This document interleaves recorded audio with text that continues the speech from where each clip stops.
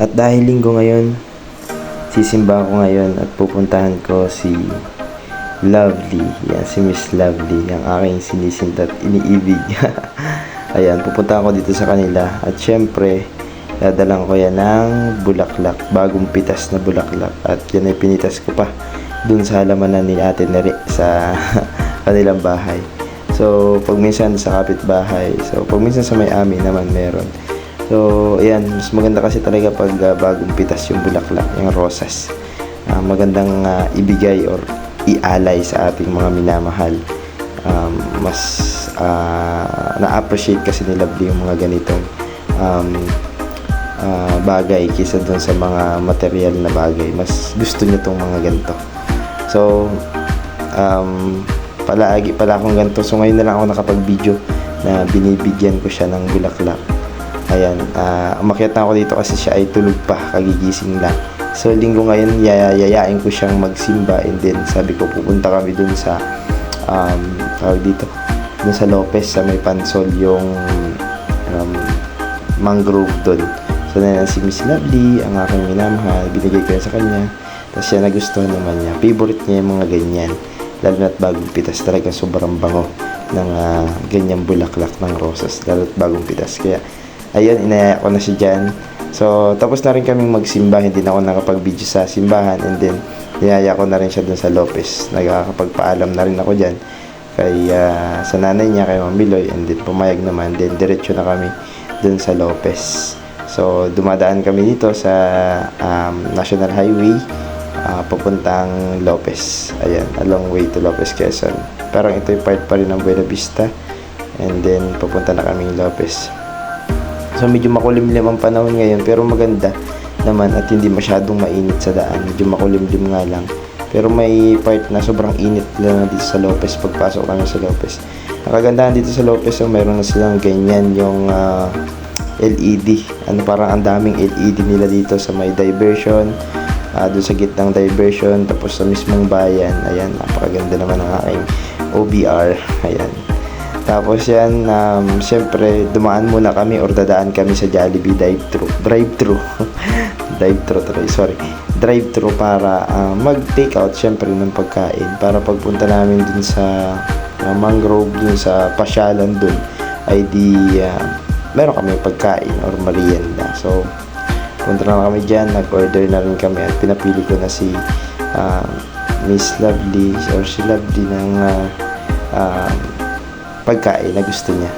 So, ngayon sa video, natawag ko yung Miss Lovely or Lovely. Pero ang tawagan talaga namin yan ay B or D. Sa B ay sa palayaw niyang Bem, and sa D, ang tawag niya sa akin ay Denver. Ganon. So, yun. Kain na siya nung anong tawag doon? Sunday. Sunday. Sorry sa voice sa message kasi gabi ngayon lang ako nag-BBM. Matagal na tong video na to, ngayon ko lang ipopost o ngayon nyo lang to mapapanood kasi ngayon lang ako nagka-time para mag-edit. Super busy kasi ng itong mga nakarang araw. So hindi pa kasi ako ngayon inaantok, kaya yun nag-voice sa message ako or voice record, tapos yun, diretso edit ko na rin, din i-upload ko na rin, i-upload ko na pagkatapos kong voice message. So pumasok na kami dito sa may Pansol, ayan, Lopez, Quezon. So makipot ang daan dito, medyo pag kayo pupunta dito ay Barangay Pansol lang ito, tapos along the way papuntang Gumaca, tapos kanan doon may nakalagay na doon Barangay Pansol, dire-diretso na yun papunta dito sa mangrove.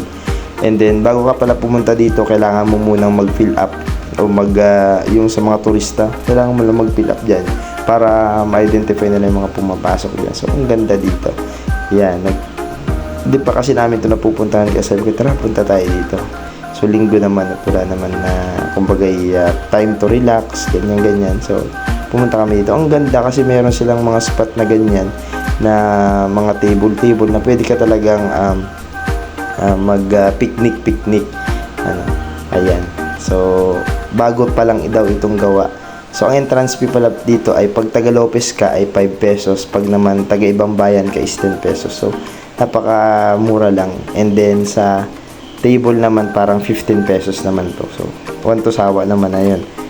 So, parang 1 to sawa or may oras lang din. Pero yun, saglit lang naman kami. Kumain lang kami. Tapos, kunting pa siya lang dyan. So, yan yung aming tinake out sa Jollibee drive-thru. So, ang sarap sa pakiramdam pag may ganito kayong moment sa isa't isa. Hindi lamang kayo nakakapagkwentuhan ng about sa buhay, mga pangarap nyo, basta makaka-relax din kayo na napupuntahan yung mga ganyang lugar. So, umulan dito kaya nag-stop muna kami. Tapos may pusa dyan si Miming. Ang lakas ng ulan dyan kaya di kami agad pumunta o nakapagala. So, ayan, pilex namin yung aming chinelas dyan. Parehas kami chinelas or couple sleeper, parehas yan, Islander. So, yan, medyo tumila ng ulan. Sabi ko, tara, pasyal na tayo dito kasi humahapon na o gumagabi na baka tayo gabihin sa daan. So, ang ganda dito sa mangrove kasi ang haba talaga nito. Kala ko maigsi lang, ang haba pala nitong mangrove walkway na ito, walkway. Ayan, sa Lopez. Kaya kung kayo ay nagbabalak pumunta dito, pumunta na kayo. So, sulit na sulit, hindi sayang yung oras nyo. Ang ganda lang din kasi talagang ang galing nung nakaisip nito, nang gumawa nito, ng proyektong ito. Kasi ay hindi lamang pampasyalan to kasi nipiplex din dito nila yung mga mangrove, yung mga mangrove tree na at yung kahalagahan ng mangrove tree talaga sa ating kalikasan. Ayan, parang yan yung nagsisilbing panangga ng natin pag may mga malalakas na daluyong nung galing sa dagat. Kung sa flood control. Yan yun, yung mas mabisang flood control kaysa sa mga ghost project ng DPWH. Sorry. Ayan, may mga ganyan silang spot, di ba? May Lopez Quezon, tapos may kunting design. So, maganda. Tapos, sakto yung punta namin dito kasi hindi talaga mainit. Tama-tama lang para kami ay lakad-lakad dyan, relax. So, enjoy talaga. Tapos, hindi pa umulan. Kauulan lang. Kaya, tapos ang lakas pa ng hangin. Kaya, ang sarap lakad-lakad dyan. So, ang haba pala talaga nitong walk away na ito. Kaya tinabag talagang walk away kasi mapapawalk ka talaga sa away na away. Ayun guys. Ayan, syempre, binibidyohan ko dyan si Madam B. Ayan, tamang lakad-lakad lang yan. At pangarap daw niya magkaroon din ng ganyan. Bibili daw siya ng malawak na lupain. Tapos papatayuan din daw niya ng dagat at lalagyan din daw ng mangrove tapos para magkaroon ng walkway. So, ang ganda. Isipin nyo guys, tapos meron kayong ganyan, sarili nyo. May ganyang place, tapos sarili nyo talaga. Diba? Ang ganda. Tapos open nyo sa mga turista. Ayan, ang ganda. Sarap sa pakiramdam. Lalo na siguro mas maganda to kung ito ay malaking tubig or high tide. Ayan, mas maganda. Ito yung low tide ay kaya medyo kitang-kita yung mga sa dagat, mga putik-putik dyan sa mangrove. So, may mga ganyan silang mga spot, may mga nakalagay dyan yung mangrove walkway, tapos Lopez Quezon, tapos may nakalagay pang Pamaypayan. Tapos sa una-unahan yan, meron pang spot na pahingahan. Parang pwede ka dyan mag-upo-upo muna. Pag may dala kang pagkain, pwede rin kumain-kain doon. Basta, pag pupunta tayo dito, yung mga basura natin na dala-dala ay ibabao natin pabalik. Kumbaga ay itatapon natin sa tamang basurahan. Siyempre, para ma-maintain pa rin yung kalinisan ng paligid. Ang haba talaga nito, sobra. Nakaka-enjoy habang naglalakad ka dyan. So, habang naglalakad ka dyan, magkasama kayo, nagkukwentuhan kayo ng mga pangarap niyo sa buhay, mga gusto niyo pang maabot. Tapos yun. Tapos magpo-propose daw ako kaya siya nagulat. So, ayan, darating tayo dyan. Tapos ito yung sinasabi ko sa inyong pahingahan. Yan, diba? Pwede ka dyan kumain, magdala ng mga pagkain. Tapos yun, tinakbo ko na yung dulo kasi sabi ko, ang layo pa nito, yung ulan na. Tapos takbo ko na yung dulo dyan. Tapos ito na yung pinakandulo niya, ang haba. So, pwede pang lagyan, baka lalagyan pa nila or hindi pa lang tapos.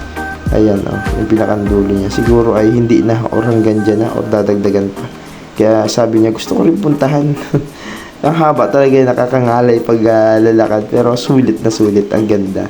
Kaya ano pang hinihintay niyo, puntahan niyo na dito. So, guys, sa bawat pagdadrive natin, laging mag-iingat. Lalo na sa pagdadrive, kailangan tayo may helmet, may ganyan. Lalo na pupunta tayo sa mga malalayang lugar. So, thank you sa panonood and God bless.